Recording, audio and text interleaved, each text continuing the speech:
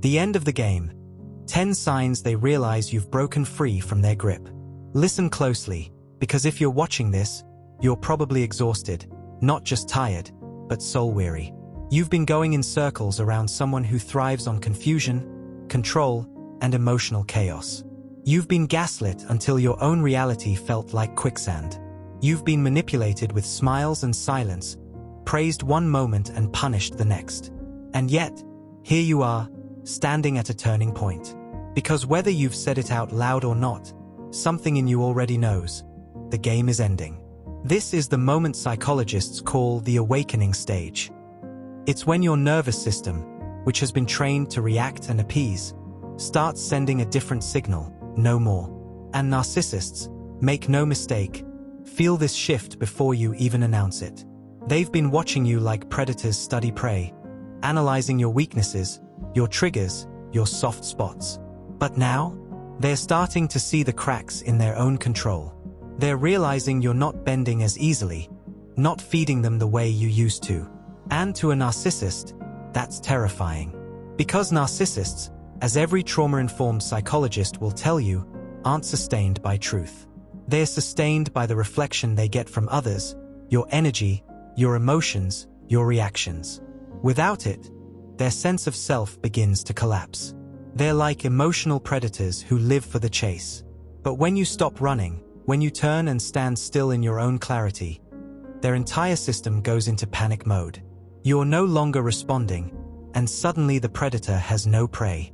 And if you've ever crossed that invisible line, you know what happens next. They scramble. They smear. They twist the story. They test boundaries to see if they can still hook you. Psychologists call this hoovering, the desperate attempt to suck you back into their orbit because without you, their illusion starts to crumble. But here's the part they never expect. Once you've seen the truth, you can't unsee it.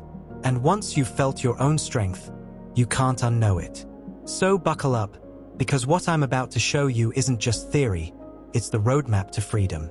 These are the 10 undeniable signs that you're no longer their puppet, no longer their supply, no longer the reflection they depend on to keep their fantasy alive. And when these signs show up, there's no going back. The game they've been playing with you, it's already over. 1. When you stop arguing with them. Here's the first seismic shift. This one alone can make a narcissist's carefully constructed world start to crumble. When you stop arguing, when you refuse to meet their provocations with energy, they begin to sweat, not literally, but psychologically. Why? Because psychologists have long noted that narcissists survive on external validation and emotional reactivity. Every argument, every outburst, every defensive explanation you offer isn't just noise to them, it's fuel. It sustains their fragile self-image, feeds the grandiose fantasy they've stitched together, and keeps their carefully maintained control alive. But when you refuse to engage, that's the equivalent of turning off the electricity in a buzzing neon sign. Suddenly, the apparatus that kept their world lit goes dark. In their mind, your silence is chaos. Your indifference is a threat they can't decode. Clinical studies on narcissistic behavior show that indifference triggers intense anxiety because it robs them of the feedback loop they rely on. No admiration, no outrage, no compliance. They don't just lose control. They feel invisible, as if their carefully constructed identity is unraveling before their eyes. And here's the fascinating part, supported by psychological observation. The narcissist may escalate at this point, pushing harder, lying more audaciously, gaslighting with renewed vigor. But it's all panic masquerading as strategy. When you refuse to bite, the power shifts. You've stopped playing a role in their self-delusion, and that absence? It terrifies them more than confrontation ever could. They're left floundering, exposed to the reality that their dominion over you was always borrowed from your engagement, your reactions, your energy. And that realization? It's pure psychological death for them. 2. When you become cold and distant. Now, let's move deeper into the frostier terrain. Emotional withdrawal is perhaps one of the most potent weapons you can wield, and psychologists confirm it. Narcissists are addicted to emotional supply. They require constant validation, constant reactions, constant fuel. They don't just want your attention. They need it, almost as if their survival depends on it. When you retreat, when you step back and let your energy stop feeding their narrative, it's like shutting off the oxygen in a room full of fire. This distance terrifies them. According to clinical studies on narcissistic anxiety, when the expected source of validation disappears, their brain registers it as a threat, an existential threat to their ego. They may scramble to reclaim what they've lost, pushing, provoking, twisting, and attempting to manipulate you back into engagement. But when your response is absence, calm, or emotional neutrality, that's when the foundation of their control begins to crack. Your silence is not submission. It's clarity, it's sovereignty, and it disarms them in ways that argument never could.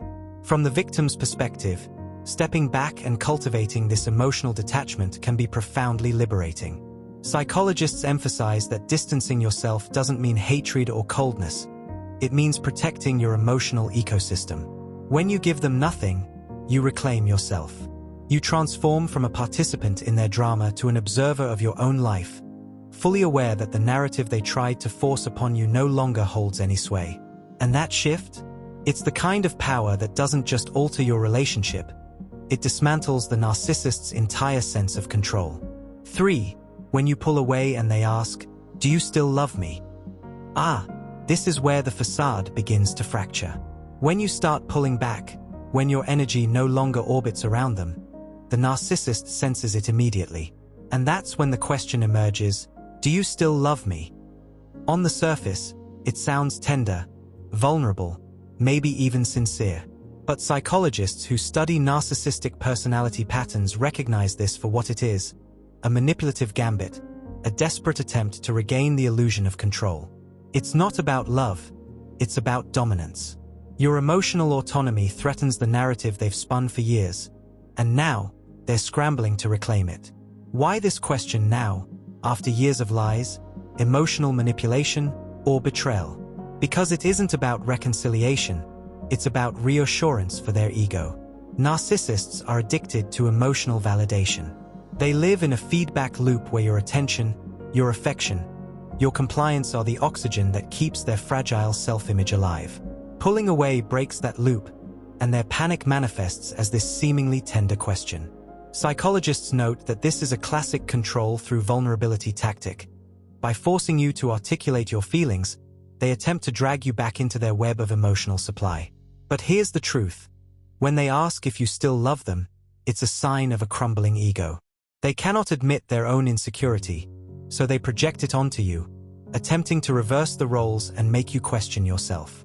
Their sudden affection, the promises, the love bombing, it's all theater designed to provoke guilt, dependency, or fear. The only defense? Psychological detachment. Understanding that your love, or lack thereof, is your own, and refusing to negotiate your emotional freedom to satisfy their panic. Step back. Hold your boundaries. Recognize the manipulation for what it is: a dying ego gasping for life. 4. When you stop making them a priority. Now comes the pivotal moment of awakening, the shift from being the perpetual giver to reclaiming your own center. Narcissists are wired to require external validation as a measure of their self-worth.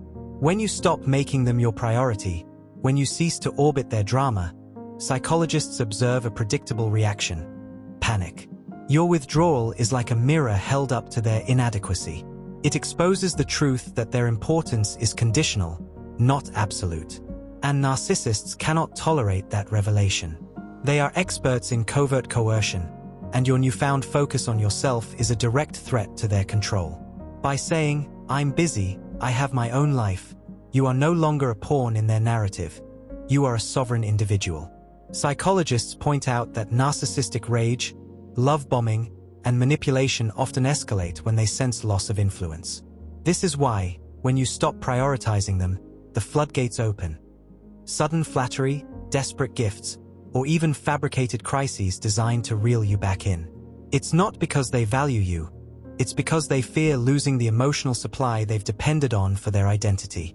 For the victim, this is a turning point and an opportunity for liberation. By prioritizing yourself, psychologists affirm, you begin the process of rebuilding self-esteem eroded by years of manipulation. You reclaim your time, energy, and focus, elements narcissists exploit to maintain dominance. The moment you internalize that your priorities are not negotiable, that your emotional life is yours alone, you disrupt their control entirely. And while they may frantically attempt to pull you back into the old patterns, the truth is already clear. You've won by simply refusing to play the role they assigned you. 5. When you don't want to stay on the phone for hours. Picture this: the phone rings, and it's them. At first, you answer because you care, or because habit has trained you to respond. But then the monologue begins. Hours of their stories, complaints, demands, and manipulative commentary spill into your ears. Psychologists who study narcissistic abuse explain that this isn't casual conversation, it's a tactic of domination. By monopolizing your time, they keep you tethered to their narrative, exhausting your emotional bandwidth and subtly eroding your autonomy. Now, imagine you start noticing the world outside their grip. You realize that your life, your energy, and your time are no longer theirs to consume. That moment, when you no longer feel obligated to sit through hours of one-sided chatter, is seismic. It signals independence. And narcissists sense it immediately. They feel the threads of control slipping, and their panic is almost palpable. Clinical research on narcissistic behavior shows that when their supply, your attention, is threatened, they escalate behaviors, sometimes subtly, sometimes aggressively, to reclaim it. For you, the antidote is clear. Set boundaries firmly. Decide how much time you give, and honor your limits. Your life does not revolve around sustaining their illusion. 6. When they accuse you of seeing someone else. The projection game, a hallmark of narcissistic manipulation. You've started pulling away, creating space for yourself, asserting boundaries, and they suddenly unleash the accusation. Are you seeing someone else? Psychologists identify this as classic projection, a defense mechanism where the narcissist externalizes their own guilt and insecurities onto others. The irony is biting. They've been lying, cheating, or emotionally manipulating you for years. Yet now they accuse you of the very sins they commit. Why this reaction? Because narcissists cannot comprehend autonomy. In their minds, if you disengage, there must be an external reason, a third party, a threat they didn't orchestrate. Your independence triggers existential fear. They must feel the illusion of control slipping, and projecting blame is their only lifeline. For victims, recognizing this pattern is liberating. The strategy isn't argument, it's awareness. Understand the psychology, name it for what it is, and resist being pulled into defending your integrity. Your reality is yours. Their accusations are a reflection of their inner chaos, not a measure of your truth. 7. When you go silent. Silence. It's more than absence of words, it's a declaration of power, and psychologists agree. Narcissists cannot endure it. They thrive on engagement, on reactions, on the emotional tremors of others. Stop responding, and the world as they know it begins to unravel. They'll prod, accuse, plead, and provoke, seeking to reignite the flame of control. Their panic is fueled by the sudden realization they are no longer the center of your emotional universe. Silence communicates independence without aggression. It tells them that their grip, once absolute, is now powerless. Psychologists highlight that this is particularly effective because narcissists are conditioned to believe that without their influence, others cannot function. When you remain unmoved, calm, and composed, you dismantle that belief. Your quiet is a mirror reflecting what they cannot admit, that your life continues, full and whole, beyond their manipulation. For the victim, cultivating this form of restraint is both a psychological shield and a step toward reclaiming autonomy. The challenge lies not in the silence itself, but in maintaining it under pressure, a practice that strengthens emotional resilience while dismantling the narcissist's sense of invincibility. 8. When you stop being open with them. Imagine this. Once, you laid your soul bare, spoke your dreams, your fears, every private thought, and the narcissist absorbed it like fuel. Psychologists note that narcissists rely on this transparency to build their control. They construct a map of your psyche, identifying vulnerabilities to exploit. But then something shifts. You begin to hold back, to guard your inner world. You become selective with what you reveal, cautious with what you share. That act alone sends a seismic tremor through the narcissist's reality. Why? Because control is the lifeblood of narcissistic behavior. Without access to your thoughts, they lose their grip. Dr. Ramoni, a clinical psychologist who specializes in narcissistic abuse, explains that when a narcissist no longer has access to your inner life, their sense of omnipotence is threatened. They panic because the very source of their emotional leverage, the secrets, the transparency, the intimacy, is now a fortress you control. You might notice the subtle escalation, gentle prodding, guilt-tripping, or veiled accusations designed to crack your armor. These behaviors are their attempts to re-establish dominance. But here's the crucial point. Your guardedness is not coldness, it's self-preservation. Every time you choose not to disclose, you reclaim a piece of your autonomy, and psychologists stress that this boundary setting is a cornerstone of recovery. You're not just surviving the narcissist, you're fortifying your soul. And with every secret you hold back, you chip away at their power. 9. When you begin to make your own life a priority. Now picture this. You finally recognize that your world does not revolve around their whims, that your energy, your dreams, your time are yours to steward. Psychologists have observed that narcissists interpret this shift as a profound threat. They have long relied on being the gravitational center of your life. Your attention, obedience, and availability are the currency of their control. When you redirect your focus to hobbies, friendships, career, self-care, they experience a psychological earthquake. Why the panic? Dr. Carol McBride, an expert on narcissistic relationships, points out that narcissists are profoundly threatened by boundaries because they symbolize loss of influence. By prioritizing yourself, you're signaling that you no longer require validation from them. In essence, their script is being rewritten without their consent. They crave the illusion of indispensability, and when that disappears, their fragile self-image begins to wobble. You'll notice attempts to pull you back. Love bombing, exaggerated charm, pleas, even manipulative crises. All of these are designed to reassert their centrality in your life. But here's the truth, and it's liberating. Prioritizing yourself is not selfish, it's strategic. It's a reclaiming of psychological space that psychologists call egocentric boundaries, actions that align with your authentic self rather than their imposed narrative. Every time you say no, every time you choose your well-being over their whims, you are signaling a shift in power. You are no longer their puppet, and they know it. The real mastery here is subtle yet seismic. You don't need to argue, plead, or explain. By living your life unapologetically, by investing in your growth and happiness, you assert a form of control they can never regain. And that, my friend, is the quiet yet devastating power of putting yourself first. 10. When they know they're losing you for good. This is the moment every psychologist who studies narcissistic abuse calls the rupture point. The instant the narcissist realizes their power is no longer effective.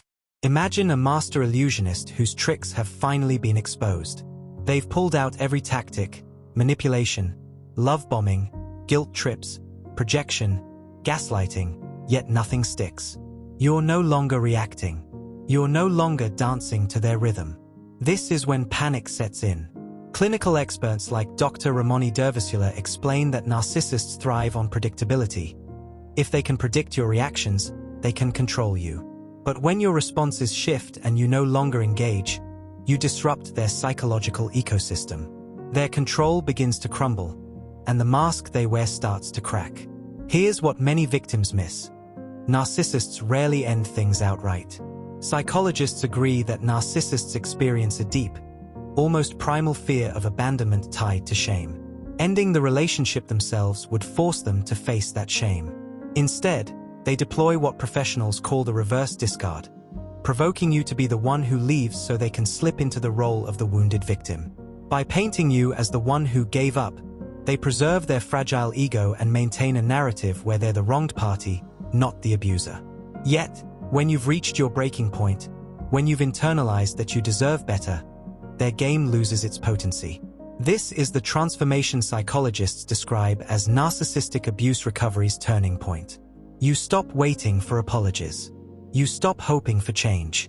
You see the dead end for what it is. And that clarity is their worst nightmare. In that moment, you reclaim not just your freedom but your story. Narcissists depend on you believing their version of reality. Once you reject it, you break their spell. The fallout of this shift is profound. Psychologists observe that narcissists will often escalate their behavior. Smears, triangulation, sudden urgent crises, in one last attempt to regain control. But these are death throes, not power moves.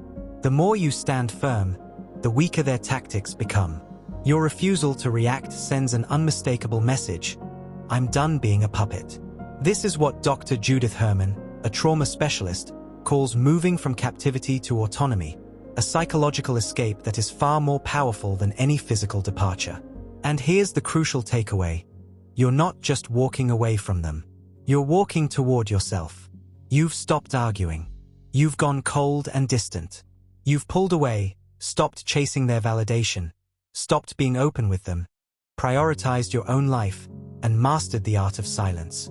Each step has dismantled their control while rebuilding your strength. Psychologists emphasize that this isn't just survival, it's transformation. The act of prioritizing yourself reorients your nervous system from chronic hypervigilance to grounded self-trust. This is why their panic feels so palpable. They're not just losing a partner, they're losing their supply, their script, their mirror.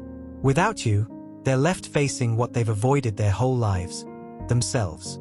And you're standing taller, clearer, freer. The power shift is irreversible. So walk away, but do it like psychologists recommend. With your head high, your boundaries firm, and your energy focused on healing rather than revenge. Seek support from communities of survivors, trauma-informed therapists, and educational resources. This isn't just an ending. It's the beginning of a life where your worth isn't conditional, your peace isn't borrowed, and your future isn't dictated by manipulation. And if this resonates with you, know this: you're not alone. Every step you take away from a narcissist is a step toward reclaiming your authentic self. Keep going. Keep learning. Keep healing.